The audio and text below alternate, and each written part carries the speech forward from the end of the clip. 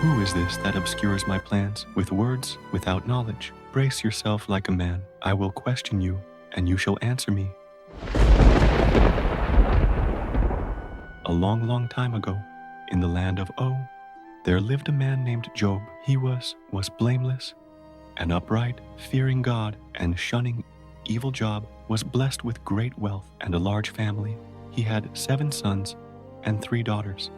He owned 7,000 sheep, 3,000 camels, 500 yoke of oxen, and 500 donkeys, and had a large number of servants. Job was the greatest man among all the people of the East. His sons used to hold feasts in their homes on their birthday, and they would invite their 3 sisters to eat and drink with them. When a period of feasting had run its course, Job would make arrangements for them to be purified. Early in the morning, he would sacrifice a burnt offering for each of them, thinking, "Perhaps my children have sinned and cursed God in their hearts." This was Job's regular custom. One day, up above in heaven, the angels came to present themselves before the Lord, and Satan also came with them. The Lord said to Satan, "Where have you come from?" Satan answered the Lord, "From roaming throughout the earth, going back and forth on it." Then the Lord said to Satan, "Have you considered my servant Job? There is no one on earth like him. He is blameless and upright, a man who fears God and shuns evil. Does Job fear God for nothing?" Satan replied, "Have you not put a hedge around him and his household and everything he has? You have blessed the work of his hands, so that his flocks and herds are spread throughout the land. But now stretch out your hand and strike everything he has, and he will surely curse you to your face." The Lord said to Satan, "Very well, then everything he has is in your power, but on the man himself do not lay a finger." One day, while Job was in his home, a messenger came to him and said, The oxen were plowing and the donkeys were grazing nearby, when suddenly the Syrians attacked and made off with them. They put the servants to the sword. And I'm the only one who has escaped to tell you.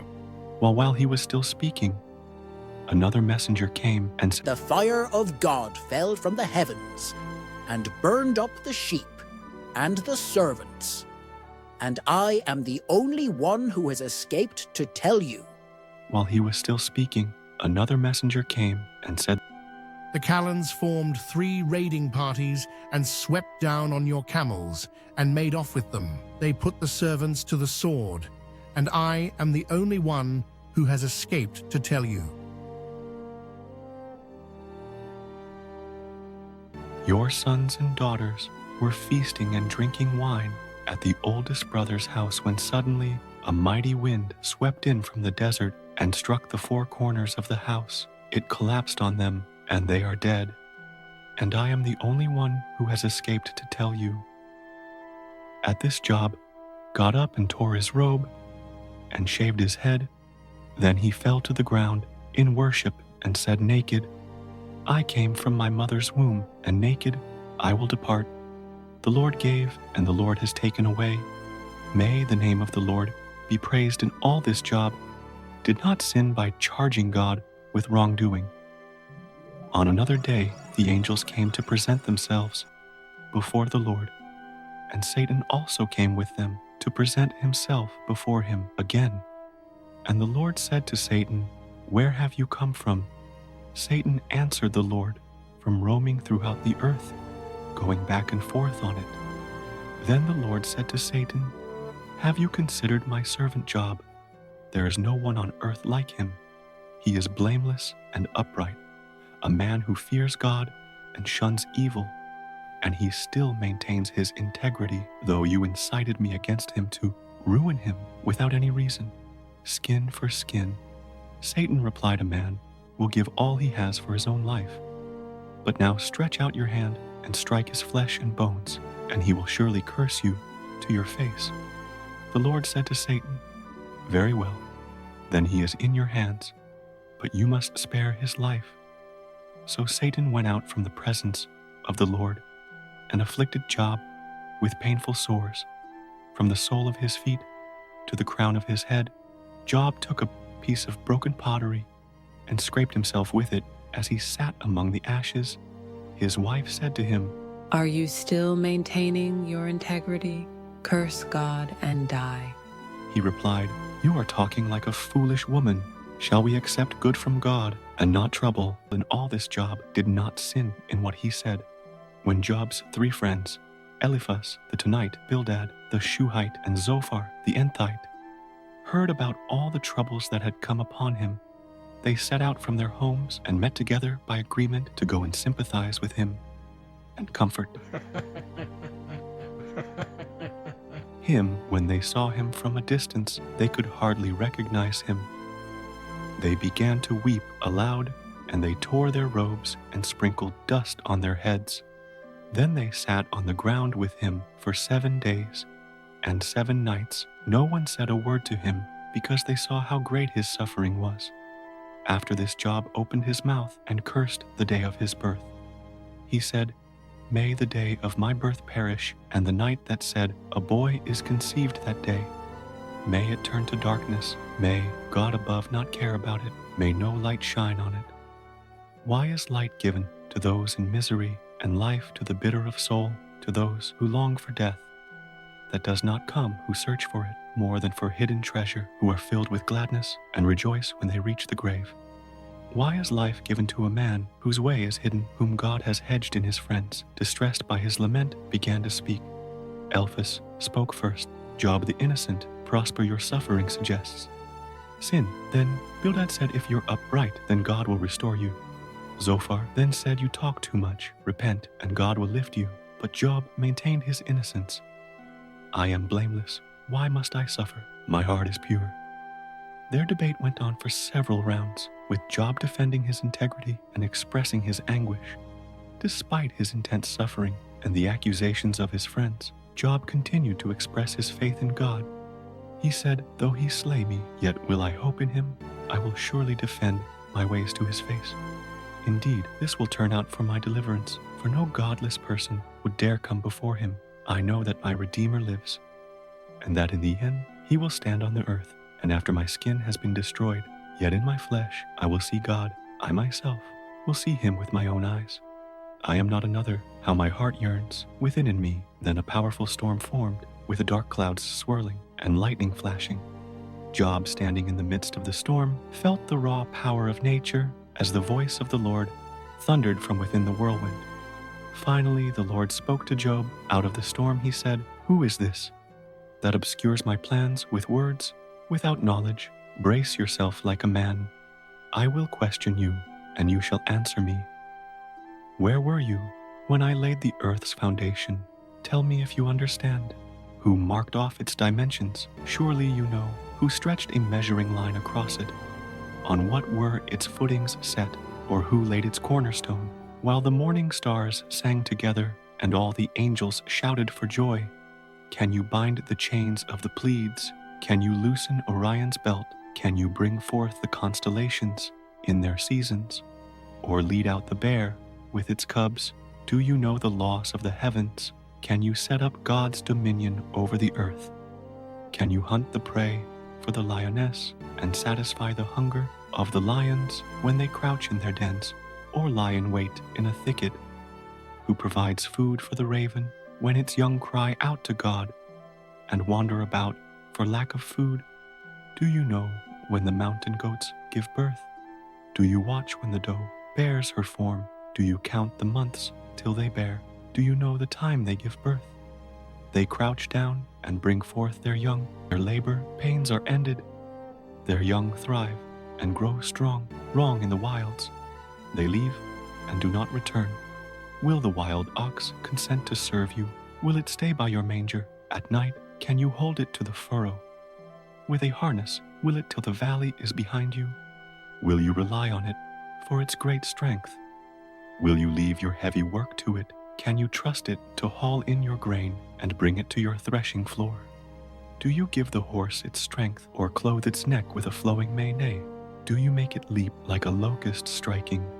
Terror with its proud snorting it, paws fiercely rejoicing in its strength and charges. Into the fray it laughs at fear, afraid of nothing. It does not shy away from the sword. The quiver rattles against its side, along with a flashing spear and lance. In frenzied excitement, it eats up the ground. It cannot stand still.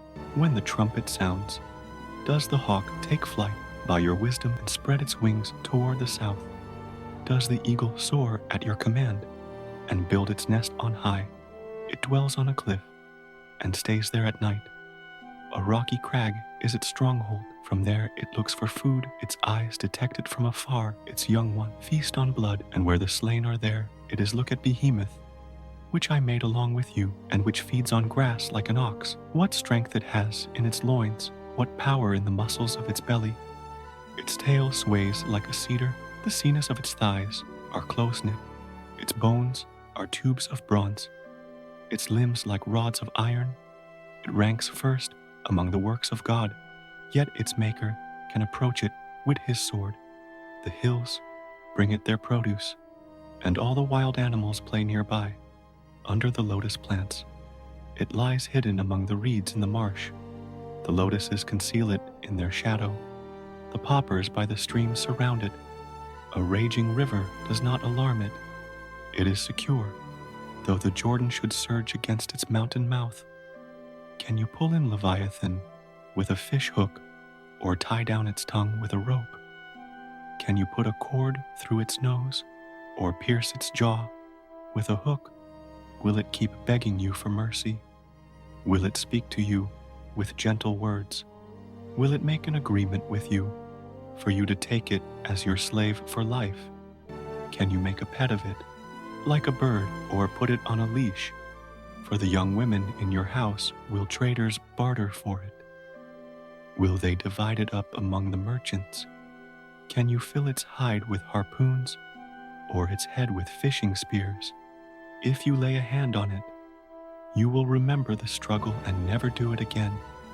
Any hope of subduing it is false. The mere sight of it is overpowering. No one is fierce enough to rouse it, who then is able to stand against me, who has a claim against me, that I must pay everything under heaven belongs to me. The Lord continued questioning Job about the mysteries of creation and the natural world, emphasizing his own power and wisdom. Job humbled, and Aed, by God's words, replied, I am unworthy. How can I reply to you? I put my hand over my mouth. I spoke once, but I have no answer twice, but I will say no more. Then the Lord spoke again further, illustrating his might and sovereignty. Job responded, my ears had heard of you, but now my eyes have seen you. Therefore I despise myself and repent in dust and ashes. After the Lord had said these things to Job, he said to Eliphaz the Teman, I am angry with you and your two friends, because you have not spoken the truth about me as my servant Job has. So now take 7 bulls and 7 rams, and go to my servant Job and sacrifice a burnt offering for yourselves. My servant Job will pray for you, and I will accept his prayer and not deal with you according to your folly. You have not spoken the truth about me as my servant Job has. So Eliphaz the Tonite, Bildad the Shohite, and Zophar the Enthite did what the Lord told them, and the Lord accepted Job's prayer. After Job had prayed for his friends, the Lord restored his fortunes and gave him twice as much as he had. Before all his brothers and sisters and everyone who had known him before came and ate with him in his house, they comforted and consoled him over all the trouble the Lord had brought on him, and each one gave him a piece of silver and a gold ring. The Lord blessed the latter part of Job's life more than the former part. He had 14,000 sheep, 6,000 camels, a third yoke of oxen, and 1,000 donkeys. And he also had 7 sons and 3 daughters. The first daughter he named Jemar, the second Keziah, and the third Karen-Hawk. Nowhere in all the land were there found women as beautiful as Job's daughters, and their father granted them an inheritance along with their brothers.